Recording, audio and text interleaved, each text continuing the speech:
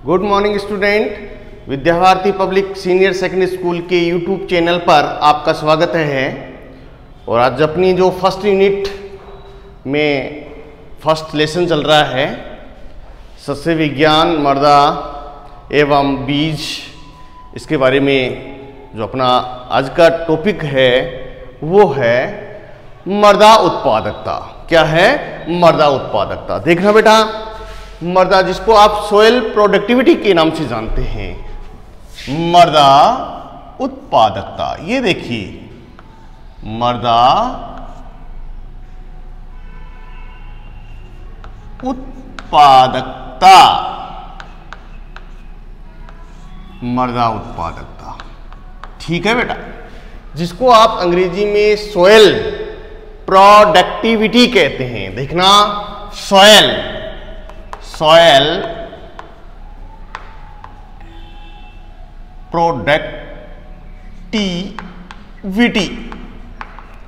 Productivity, ठीक है। Soil productivity के नाम से जानते हैं। तो यहां पर देखना, मृदा उत्पादकता का अभिप्राय, यहां पर देखना, मृदा उत्पादकता का अभिप्राय मीन्स अर्थ, अभिप्राय। देखिए बेटा, यहां पर हमने मृदा उर्वरता के बारे में जानकारी प्राप्त की है कि पौधे की वृद्धि के लिए जैविक, रासायनिक और भौतिक, ये आप लोग कर सकते हैं कि पौधे की वृद्धि के लिए भौतिक, रासायनिक और जैविक शक्ति के योग को ही हम क्या कहते हैं? मृदा उर्वरता। ये तीन शक्तियां हैं जो भूमि को उपजाऊ बनाने का कार्य करती है। तो इसी प्रकार से हमारा जो इस चैप्टर के अंदर अगला बिंदु है, हेडिंग है, वो है मृदा उत्पादकता। तो इसका आप अर्थ जानेंगे, ठीक है ना। जिसको सॉयल फर्टी कहते हैं कि मृदा उत्पादकता किसे कहते हैं, किसकी? देखना, सॉयल मृदा उत्पादकता का अभिप्राय प्रति हेक्टर, क्या? प्रति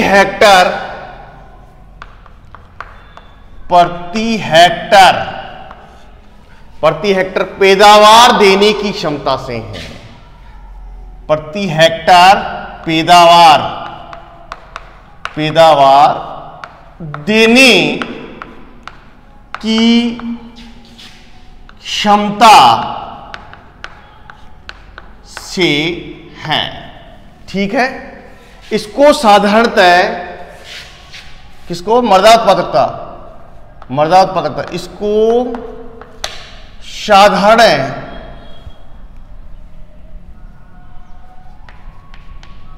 साधारणतया रुपयों में या प्रति हेक्टर उपज से मापा जाता है। ये देख लो बेटा, प्रति हेक्टर पैदावार देने की क्षमता को हम क्या कहते हैं? उत्पादकता कहते हैं। तो यहां पर देखना, मृदा उत्पादकता का अभिप्राय उसकी प्रति हेक्टर, आप लोग ऐसे भी कर सकते हैं, उसकी प्रति हेक्टर पैदावार देने की क्षमता से है। इसको साधारणतया रुपयों में या प्रति हेक्टर उपज में मापा जाता है। ये जेट में कई बार प्रश्न पूछ लेते हैं कि उत्पादकता को किससे मापा जाता है? रुपयों में या प्रति हेक्टर उपज से। ये दो बिंदु याद रखना बेटा। तो आप लोग इसके बाद में आगे देखेंगे मृदा उत्पादकता को प्रभावित करने वाले कारक। जिस प्रकार से मृदा उर्वरता को प्रभावित करने वाले कारक हैं, उसी प्रकार से मृदा उत्पादकता भी प्रभावित होती है। तो देखना, मृदा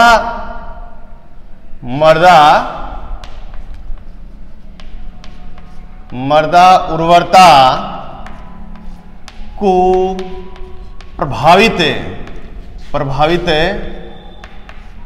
प्रभावित करने वाले कारक। ये देखिए बेटा, मृदा उर्वरता को प्रभावित करने वाले कारक, ये हेडिंग है। इसके बाद में आप लोग क्वेश्चन बना सकते हैं कि मृदा उर्वरता को प्रभावित करने वाले कारकों का वर्णन कीजिए। तो यहां पर मृदा उर्वरता को प्रभावित करने वाले निम्न कारक हैं। कौन कौन से हैं कारक? पहला कारक, मृदा उर्वरता को प्रभावित करने वाला पहला कारक है मृदा उर्वरता। मृदा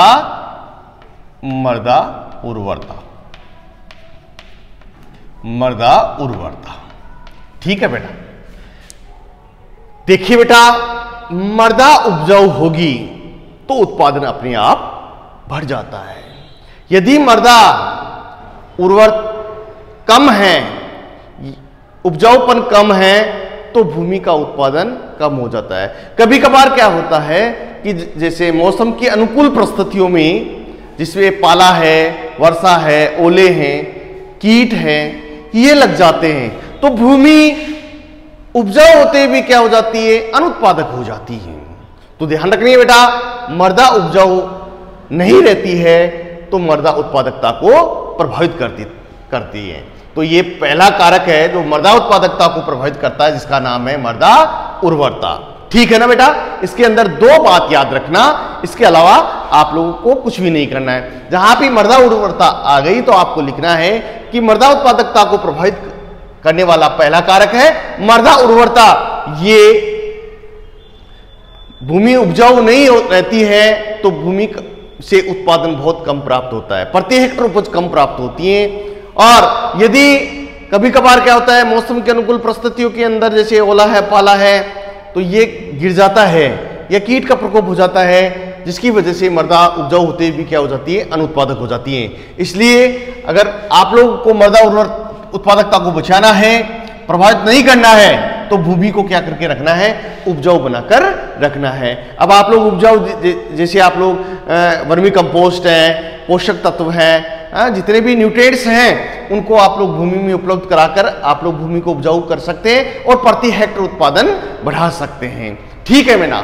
इसके बाद में देखना, दूसरा कारक है मृदा की भौतिक दशा। मृदा की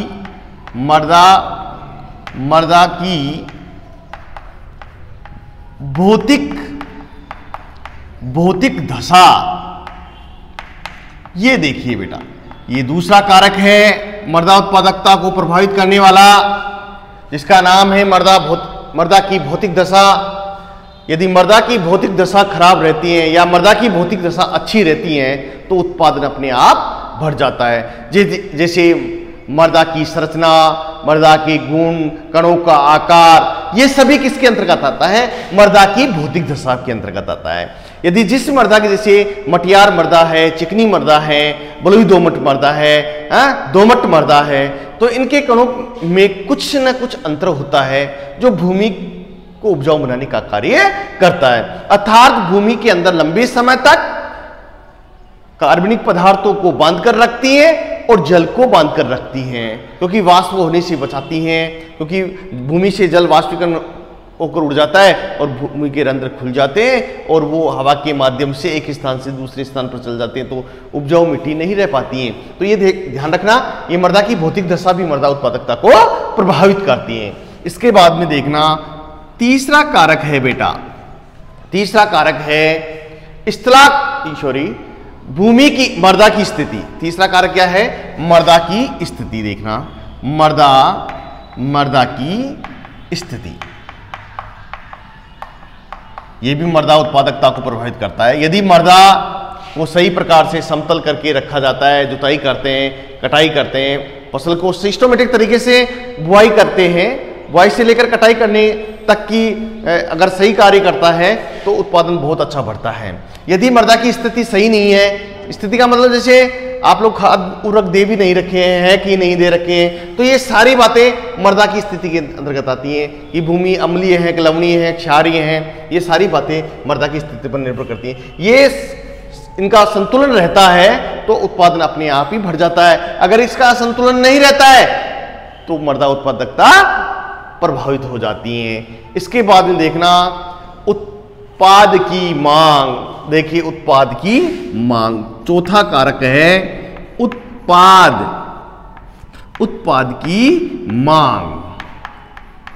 देखिए बेटा यहां पर इस बिंदु के अंदर आप लोगों को याद करना होगा उत्पाद की मांग में। देखना आप लोग, उत्पाद की मांग क्या होता है कि उत्पादन समान रहे, उत्पादन समान रहे तो क्या होती है, उसकी क्या हो जाती है, मांग बढ़ जाती है। मांग बढ़ेगी, रुपये बढ़ेंगे। ठीक है ना, ये सीधी सी बात है। जैसे उत्पादन अधिक हो गया, जैसे अब की बार क्या था कि जैसे टमाटर है, बम्पर पैदावार हो गया तो उत्पादन तो बढ़ गया लेकिन मांग क्या हुई, कम रही, तो पैसे कहां से बढ़ेंगे। ठीक है ना, तो ये ध्यान रखना, उत्पाद की मांग भी उत्पादन को प्रभावित करती है।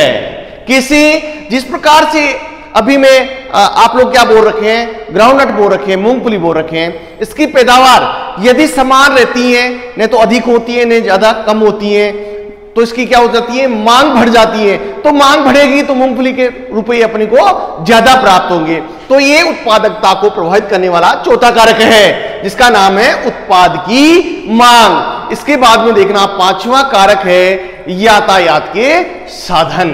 यातायात के साधन,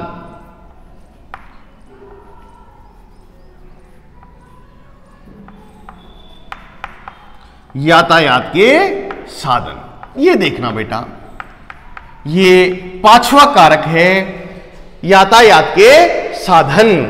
देखिए बेटा, यदि परिवहन के साधन अधिक मात्रा में है तो उत्पादन को ले जाने का जो व्यय है वो कम होगा, वो कम होगा।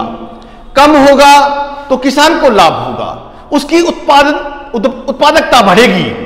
तो ये ध्यान रखना, ये पांचवा कारक, यदि यातायात के साधन कम है, ठीक है ना, यातायात के साधन कम है और उत्पादन क्या है, ज्यादा है, तो क्या होगा, यातायात का व्यय बढ़ेगा।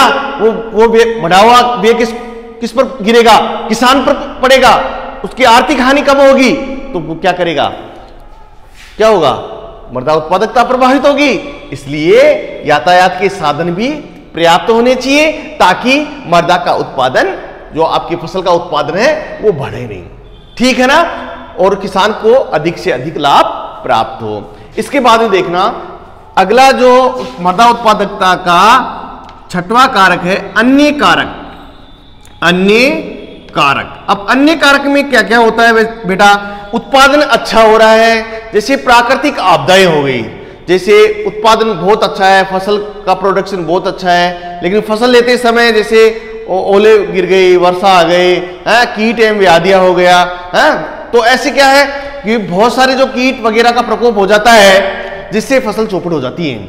अच्छी फसल थी, भूमि उपजाऊ थी, सारा कार्य अच्छा था, किसान अपना जो सिस्टमेटिक तरीके से फसल कर रहा था, लेकिन जैसे मानवीय कारक ऐसे हो जाते हैं जो मानव के द्वारा जुताई करने का ढंग है ही नहीं, समय पर कीट एवं व्याधियों का नियंत्रण नहीं कर रहा है, तो ये अन्य कारकों के अंतर्गत आते हैं जो मृदा उत्पादकता को प्रभावित करता है। ये देखना यहां पर मृदा उत्पादकता है बेटा, उर्वरता नहीं है। कल हमने उर्वरता के बारे में बात कर लिया था। ठीक है बेटा, यहां पर देखना उत्पादकता, क्योंकि बिंदु याद रह जाता है तो ये ध्यान रखिए बेटा, आप लोग ऐसा कार्य नहीं करें। मृदा उत्पादकता को प्रभावित करने वाले कारक, तो ये 6 कारक हैं। मृदा उर्वरता, मृदा की भौतिक दशा, मृदा की स्थिति, उत्पाद की मांग, यातायात के साधन और अन्य कारक। यदि ये बिंदु आपके याद रहते हैं तो आप लोग 3 नंबर अपने खाते में डाल सकते हैं। ठीक है ना बेटा। इसके बाद में देखेंगे मृदा उर्वरता और उत्पादकता में अंतर। ये 2 नंबर में कई बार पूछा हुआ है। देखना, मृदा, हेडिंग लिख रहा हूं मैं, मृदा उर्वरता एवं उत्पादकता में अंतर। ये देखिए, ये 2 नंबर में प्रश्न पूछा हुआ है और बहुत इजी है। जैसे आपको उत्पादकता और उर्वरता के बारे में बताया, वही अंतर है, इन दोनों को आपको बताना है।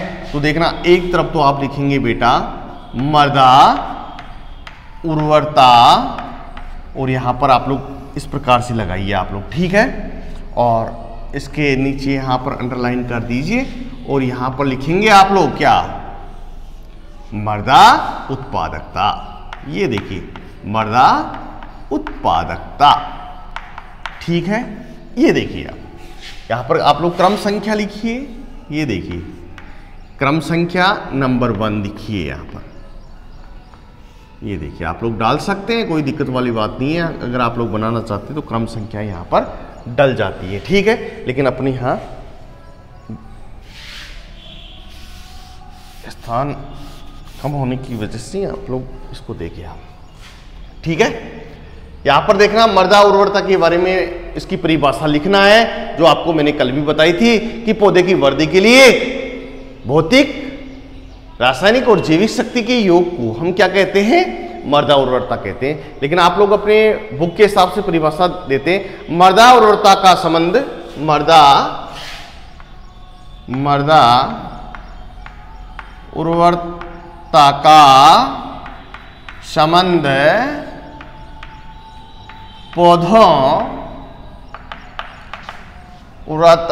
मृदा उर्वरता का संबंध पौधों के आवश्यक पोषक तत्वों, पौधों के आवश्यक पोषक तत्वों, ठीक है। मृदा उर्वरता का संबंध पौधों के आवश्यक पोषक तत्वों की उचित मात्रा,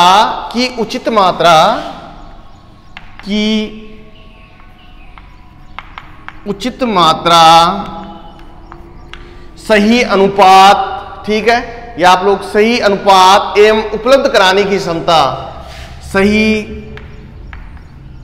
सही अनुपात एवं उपलब्ध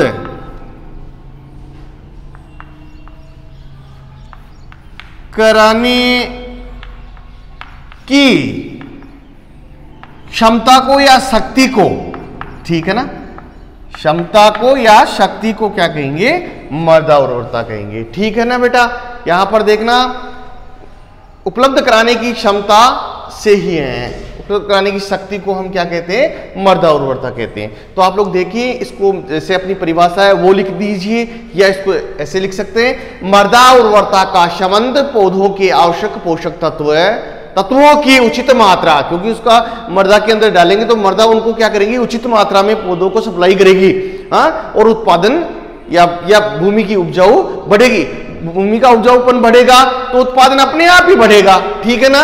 तो ये ध्यान रखना, सही अनुपात एवं उपलब्ध कराने की शक्ति को या क्षमता को हम क्या कहते हैं, मृदा उर्वरता कहते हैं। तो यहां पर देखना दूसरा लिखे, मृदा उत्पादकता का संबंध है पहला, इसी का पहला होगा ना क्योंकि अंतर है, मृदा उत्पादकता का संबंध है प्रति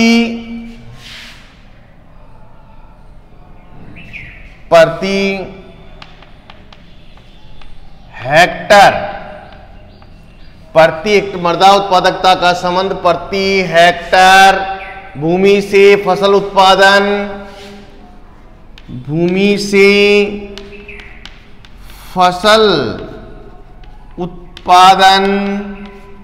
फसल उत्पादन क्षमता से है।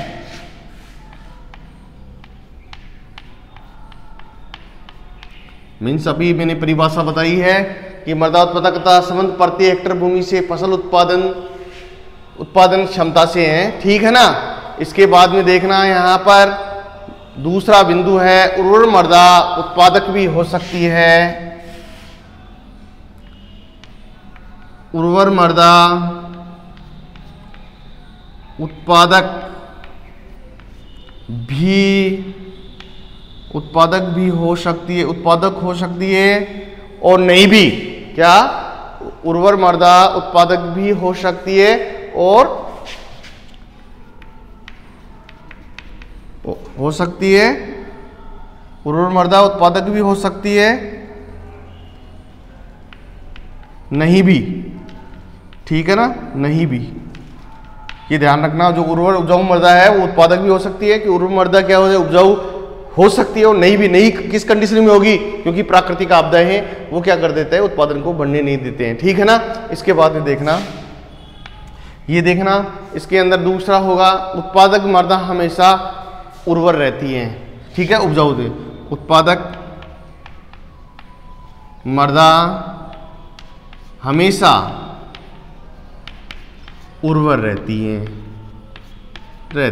ठीक है, उपजाऊ रहती हैं। ठीक है बेटा, ये देखना बेटा, यहां पर उर्वर मृदा उत्पादक भी हो सकती है और नहीं भी, लेकिन ये ध्यान रखना, जो उत्पादक मृदा है वो हमेशा क्या रहती है, उपजाऊ रहती हैं, उर्वर रहती हैं। इसके बाद में देखना, तीसरा है मृदा उर्वरता को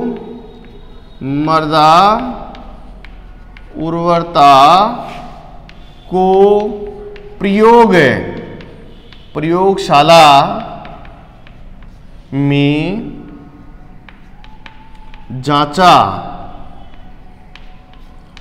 जा सकता है।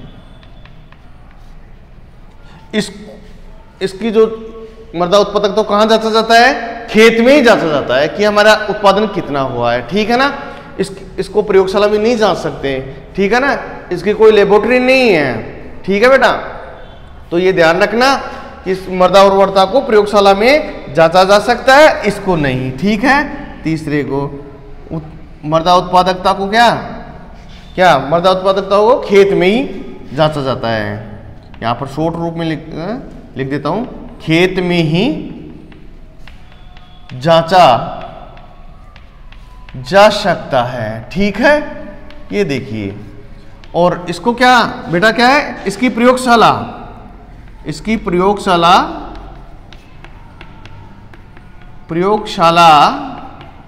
में जांच नहीं की जा सकती है। या आप लोग शॉर्ट रूप में कह सकते हैं क्या, कि इसको जांचा नहीं जा सकता है। ठीक है ना, इसकी कोई प्रयोगशाला में जांच नहीं होती है। ठीक है, उत्पादकता की क्या जांच होगी, इसको खेत में ही आप देखेंगे कि जांचेंगे कि कितना प्रोडक्शन हुआ है, क्योंकि हम तौल निकालेंगे, तौल निकालने के बाद में इसकी जो कीमत है वो उससे माप लेंगे अपन। ठीक है ना, तो ये ध्यान रखना। इसके बाद में जो अगला बिंदु है, मृदा की भौतिक दशा। देखना, यहां पर चौथा पॉइंट है, मृदा की भौतिक दशा कोमा रासायनिक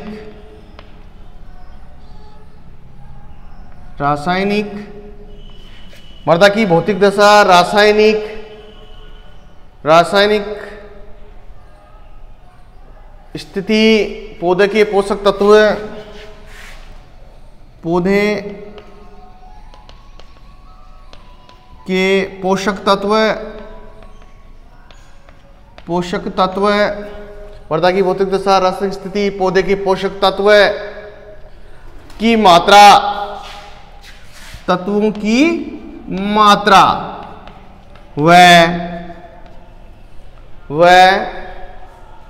उनका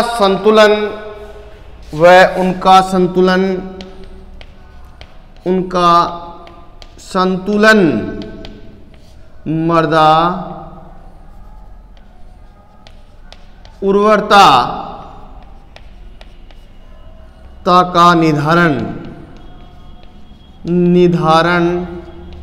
करते हैं। ठीक है बेटा, ये देखिए आप, ये चौथा बिंदु देखेंगे आप। चौथा बिंदु देखिए इसका अंतर के अंदर। देखिए बेटा, यहां पर मृदा की उर्वरता परिवहन, मृदा की उर्वरता कोमा परिवहन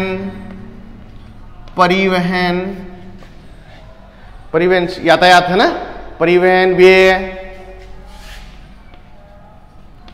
उपज व्यय। ठीक है, उपज उपज की मात्रा, सॉरी, उपज की मात्रा कोमा तथा फसल पैदा करने में, तथा फसल पैदा करने में व्यय, ठीक है ना, फसल पैदा करने में व्यय, मृदा उत्पादकता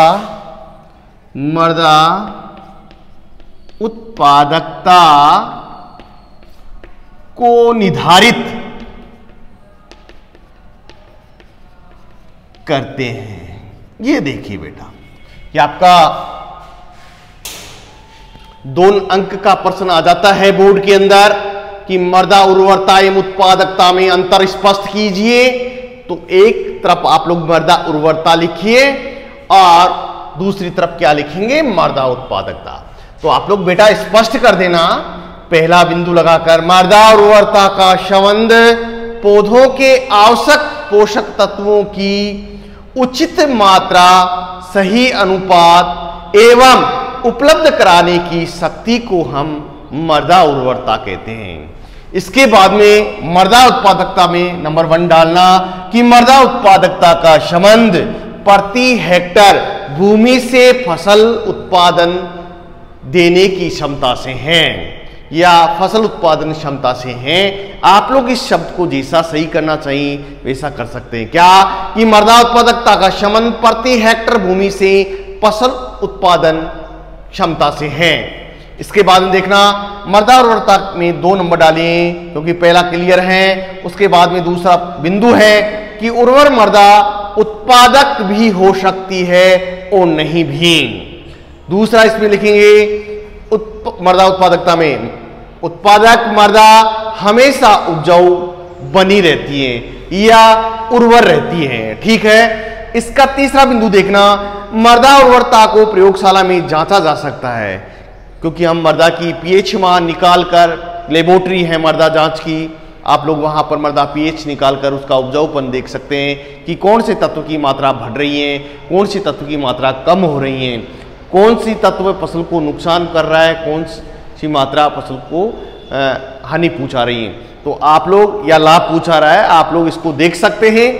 तो देखना, मृदा उर्वरता को प्रयोगशाला में जांचा जा सकता है और इस मृदा उत्पादकता को खेत में ही जांच सकते हैं।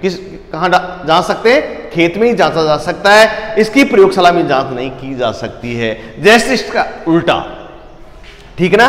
चौथा बिंदु देखना, मृदा की भौतिक दशा, रासायनिक स्थिति, पौधे के पोषक तत्वों की मात्रा व उनका संतुलन मृदा उर्वरता का निर्धारण करते हैं। बिल्कुल ये तीनों, जैसे मैंने अभी बताया, भौतिक, रासायनिक और जैविक, यहाँ पर भौतिक न्यूट्रिएंट्स आ गए, यहाँ पर देखना ये दिया है भौतिक दशा, रासायनिक, पौधे के पोषक तत्वों की मात्रा व उनका संतुलन मृदा उर्वरता का निर्धारण करते हैं। बिल्कुल ये जो न्यूट्रिएंट्स हैं वो बैलेंस में होंगे, मृदा उर्वरता बनी रहेगी, ठीक है ना। इसके बाद में देखना, यहाँ पर चौथा बिंदु था मृदा उत्पादकता का, क्योंकि चौथा बिंदु इसी का मृदा उर्वरता है, तो चौथा बिंदु किसका आएगा? मृदा उत्पादकता का आएगा।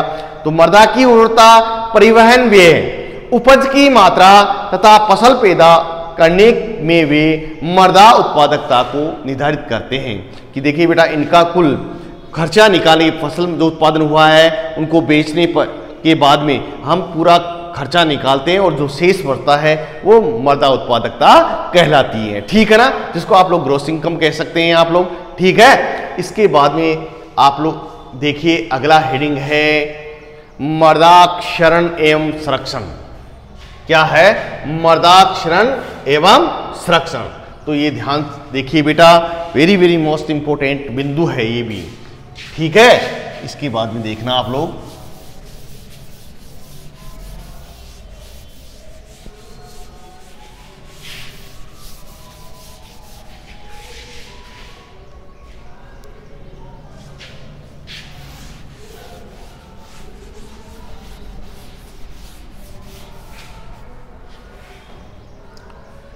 अगला हेडिंग है मृदा क्षरण एवं संरक्षण।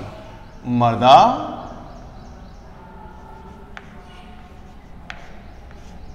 क्षरण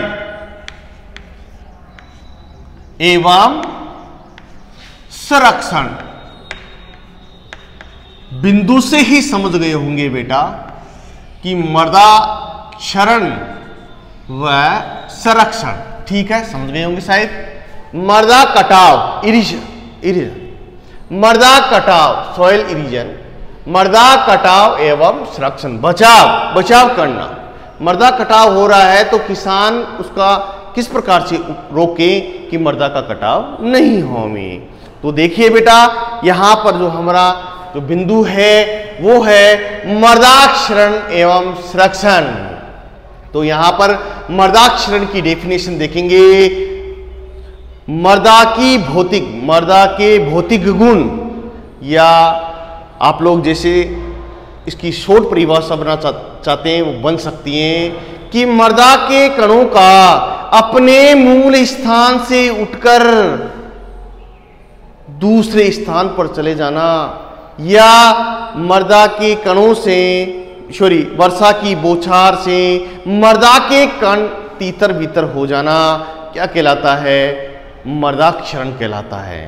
क्योंकि बेटा ये ध्यान रखना, मर्दाक्षरण के द्वारा भूमि के बहुत सारे पोषक तत्व होते हैं, वो एक स्थान से दूसरे स्थान पर चले जाते हैं और हमारी भूमि क्या हो जाती है? अनउपजाऊ हो जाती है, जिसको आप लोग कहते हैं बंजर भूमि हो जाती हैं। तो यहाँ पर देखना मर्दाक्षरण, मर्दा के भौतिक गुण, वर्षा की बूंदों या वर्षा के कणों या वर्षा की बौछारों से मर्दा के कण छिन्न भिन्न हो जाते हैं, उसको हम क्या कहते हैं? मर्दाक्षरण कहते हैं। तो देखना बेटा, संरक्षण का मतलब होता है उपाय। मर्दा के कण अपने मूल स्थान से उठकर एक स्थान से दूसरे स्थान पर चले जाते हैं, उसको मर्दाक्षरण कहते हैं या हम मर्दा कटाव कहते हैं। तो यहां पर देखना मर्दाक्षरण की परिभाषा देखिए आपने। मर्दाक्षरण के प्रकार देखिए, मर्दाक्षरण के प्रकार ये देखिए। मर्दाक्षरण के प्रकार, मर्दाक्षरण 2 प्रकार का होता है। कितने प्रकार का होता है? 2 प्रकार का होता है, ठीक है, 2 प्रकार का होता है, ठीक है। पहला है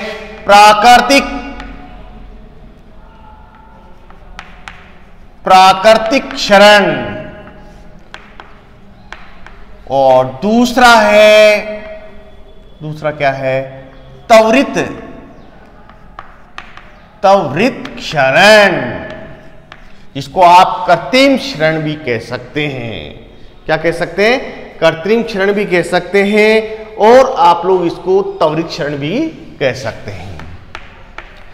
देखना बेटा, प्राकृतिक क्षरण में क्या होता है कि प्रकृति के द्वारा हमारी भूमि पर वनस्पतियां होती हैं। वो क्या होती है बेटा? कभी कभार जैसे वनस्पति विहीन हो जाती है भूमि, तो वर्षा के बौछारें सीधा मर्दा के कणों पर बौछार करती हैं, जिससे भूमि का कटाव हो जाता है और उपजाऊ मिट्टी एक स्थान से उठकर दूसरे स्थान पर चली जाती है। कभी कभार ऐसा हो जाता है जिस स्थान की वनस्पति, जैसे आप लोग कोई किसी कार्य के लिए आप लोग वहां का जो वनस्पति है उसको विच्छेदित कर रहे हैं, क्योंकि प्रकृति के द्वारा जो वनस्पतियों से ढकी हुई है और कभी कभार क्या होता है वो नग्न हो जाती हैं, तो वहां की मर्दा के कण क्या हो जाते हैं? सीधे वर्षा के कणों के संपर्क में आते हैं, तो वो कणों को तोड़कर एक स्थान से दूसरे स्थान पर चले जाते हैं और वहां की मर्दा क्या हो जाती है? अनउपजाऊ हो जाती है। और त्वरित क्षरण में क्या होता है कि मानव के द्वारा वनस्पति से ढकी हुई मर्दा से छेड़छाड़ कर लेता है, अर्थात वो वनस्पतियों को काटकर भूमि को क्या कर लेता है? नग्न कर लेता है, या फिर वो जुताई करने का ढंग नहीं है, या फिर और सिस्टम कृषि क्रियाएं करके या अन्य कार्य करके मर्दा को क्या कर देता है? नग्न कर देता है। ये होता है त्वरित क्षरण। इससे क्या होता है कि मर्दा के कण वर्षा व वायु के द्वारा, 2 कारक है मेजर, जिसके द्वारा मर्दा का अपर्दन होता है, मर्दा क्षरण होता है। वायु और जल। सबसे ज्यादा वायु के द्वारा क्षरण होता है बेटा, जल के द्वारा नहीं, वायु के द्वारा, हवा के द्वारा सबसे ज्यादा मृदा का क्षरण होता है।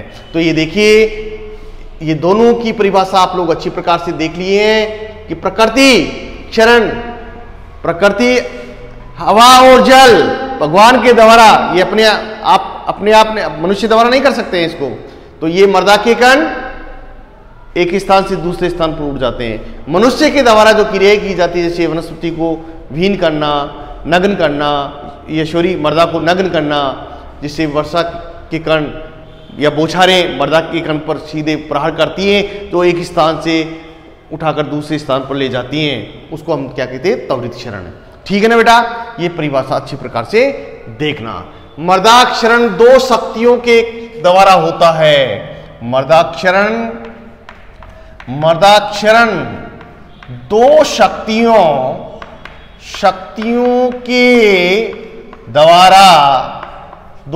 के द्वारा होता है।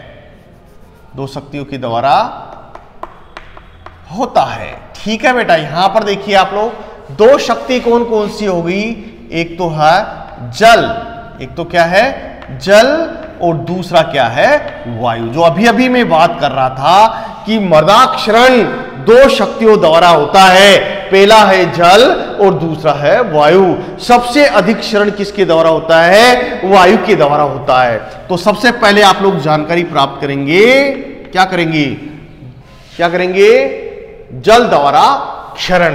पहला क्या है, जल द्वारा क्षरण।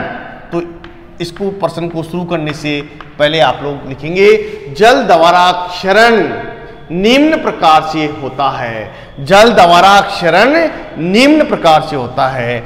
जल द्वारा, ये देखिए मैं लिख देता हूं, जल द्वारा क्षरण, क्योंकि बेटा ये थ्योरेटिकल टाइप है, इसको याद ही करना पड़ेगा, ये बिंदुओं को याद करना पड़ेगा, तो आपके अच्छे नंबर आ जाएंगे।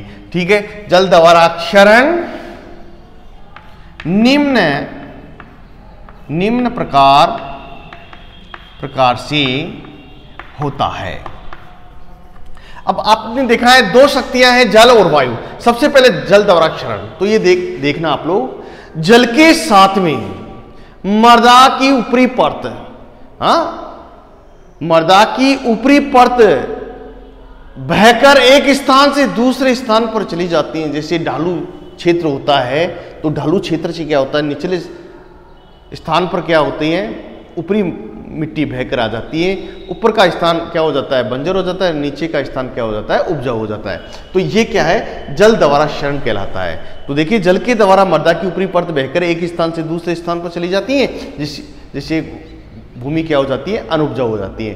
तो ऐसे क्षरण को हम क्या कहते हैं, जल द्वारा क्षरण। अब देखना बेटा, जल द्वारा क्षरण निम्न प्रकार से होता है। पहला है बौछार क्षरण, पहला है बौछार। ये देखिए आप लोग, बौछार क्षरण, बौछार, ये देखिए बौछार क्षरण।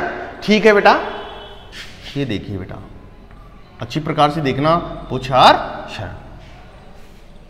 तो ये देखिए बेटा, ये जलीय क्षरण के अंतर्गत आता है। बौछार क्षरण भूमि पर सीधे वर्षा की बूंदों का प्रहार होता है और वो एक स्थान से उठकर दूसरे स्थान पर चले जाते हैं। इसको क्या कहते हैं, बौछार क्षरण कहते हैं। देखिए बेटा, इससे क्या होता है, कभी कभार आप भी देखते हैं कि जब वर्षा बौछार के रूप में आती है तो मृदा में छोटे छोटे गड्ढे दिखाई देते होंगे आपको, क्योंकि वहां की जो मृदा के कण है एक स्थान से उठकर दूसरे या छिन्न भिन्न हो जाते हैं, तो वहां मिट्टी के गड्ढे गिर जाते हैं और वहां की मृदा अनुपजाऊ हो जाती है।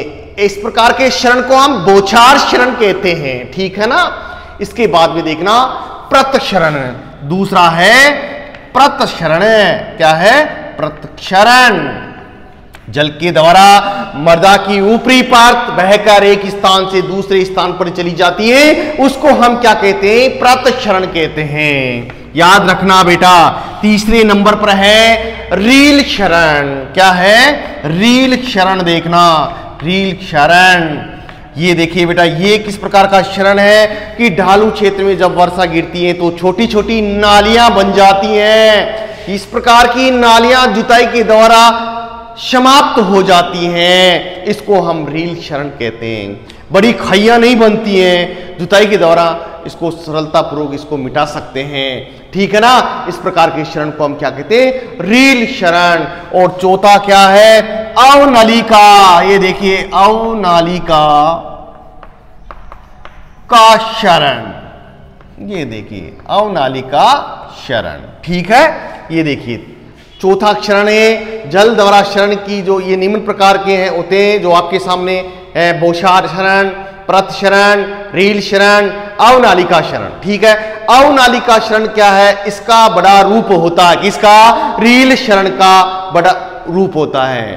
तो ये देखना बेटा, इससे बड़ी बड़ी नालियां पड़ जाती है, जिसको दर्रे बोलते हैं, ठीक है। गहरे गहरे गड्ढे पड़ जाते हैं, अधोभूमि दिखाई देने लग जाती है, अर्थात इस भूमि में इतने गड्ढे हो जाते हैं कि अधोभूमि होती है, अधोभूमि होती है, जिसको अधोभूमि कहाँ होती है, बहुत गहराई पर होती है, तो वो मृदा भी कट जाती है, जिससे भूमि क्या हो जाती है, बंजर हो जाती है। तो इसको मनुष्य द्वारा समाप्त नहीं किया जा सकता है, इतने गड्ढे हो जाते हैं, जिसको कहते हैं अवनालिका क्षरण। ये ध्यान रखना बेटा आप, ठीक है ना।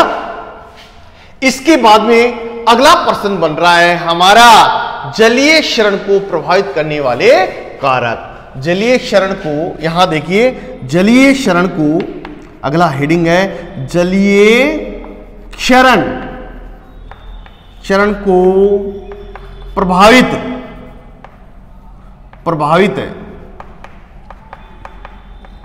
करने वाले कारक। जलीय क्षरण को प्रभावित करने वाले कारक निम्नलिखित हैं। पहला है जलवायु।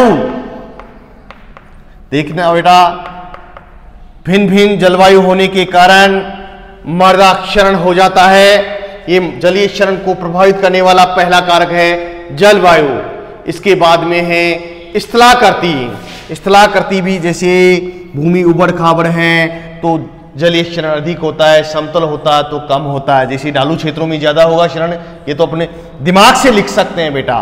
क्या है, स्थलाकृति। स्थलाकृति ये दूसरा कारक है जो मृदा जलीय क्षरण को प्रभावित करता है, स्थलाकृति।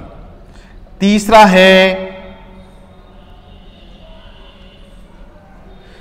तीसरा क्या है, तीसरा कारक है मृदा गुण।